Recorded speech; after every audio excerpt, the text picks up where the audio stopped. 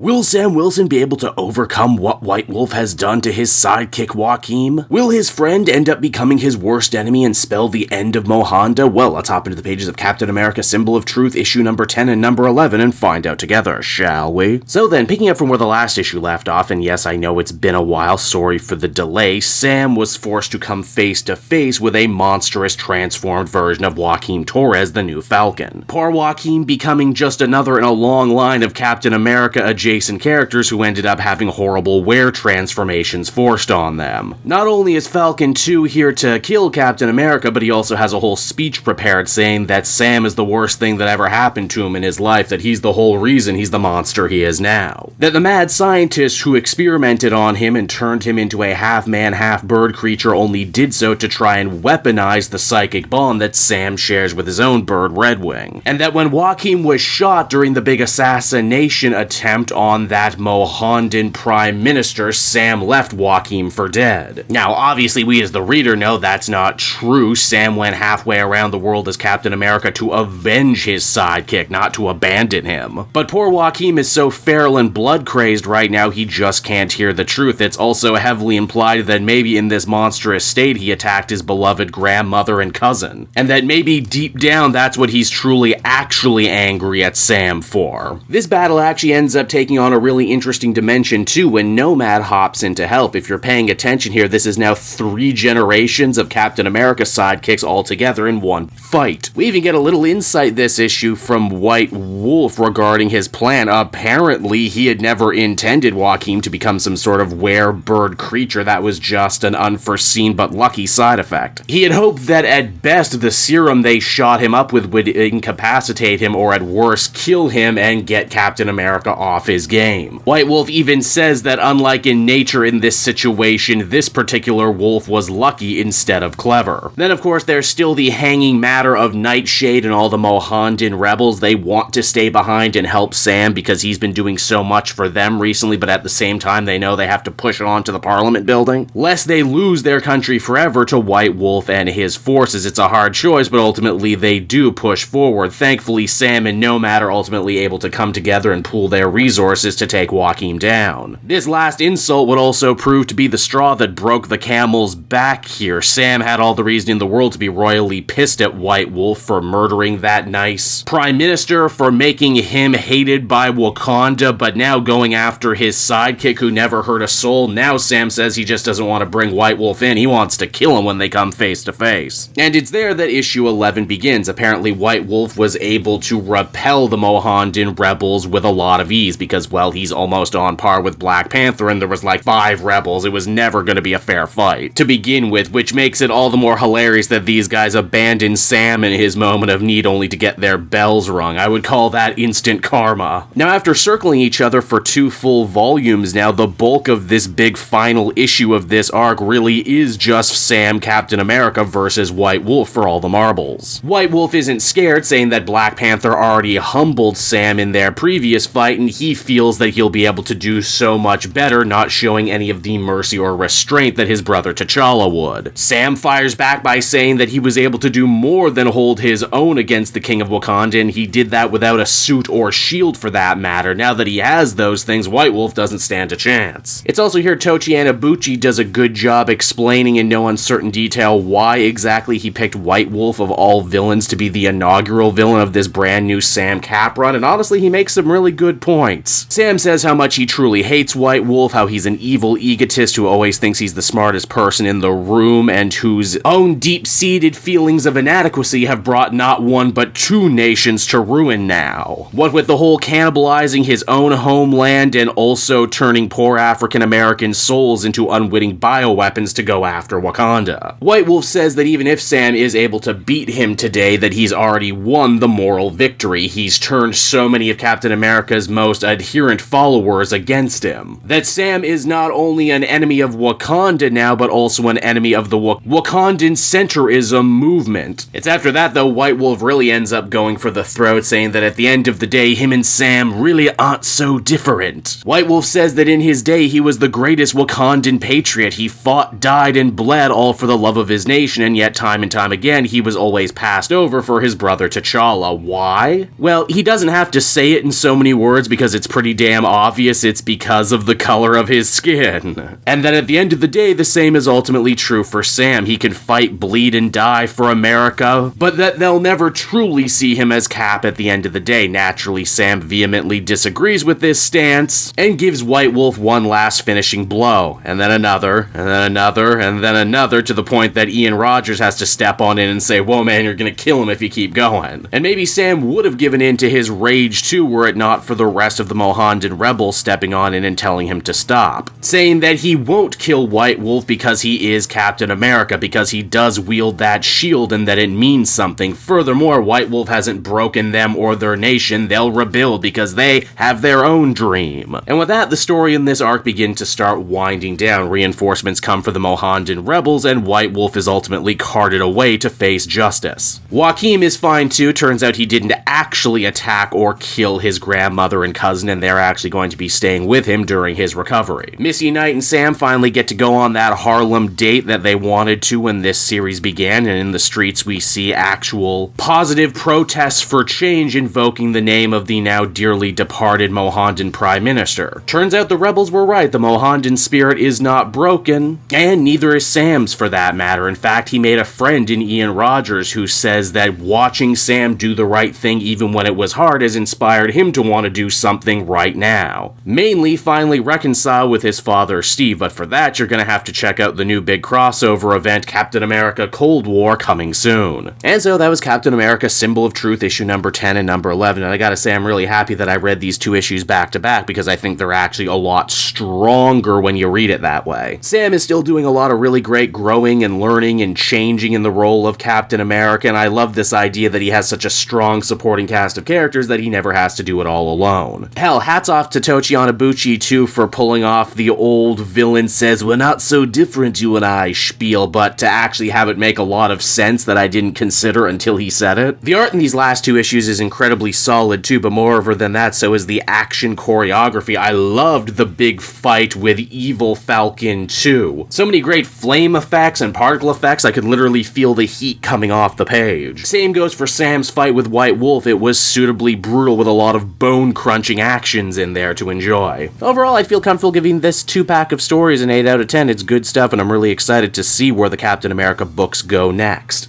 Hey there everyone, it's your old pal Cape Jewel, and if you're seeing me right now, that means you watched to the end of the video, which I am very appreciative of. It really helps drive engagement and retention and all that other good YouTube stuff. So does liking and commenting. Wink wink. If you like my content too, you should check out my Patreon page. We just redid all the tiers, so there's a ton of great rewards. You can become a patron for as little as $1 a month, and well, it would just really help me out. It's never expected, but always appreciated. So until next time everyone, I've been Cape Joel, and I will see you next time. Bye-bye.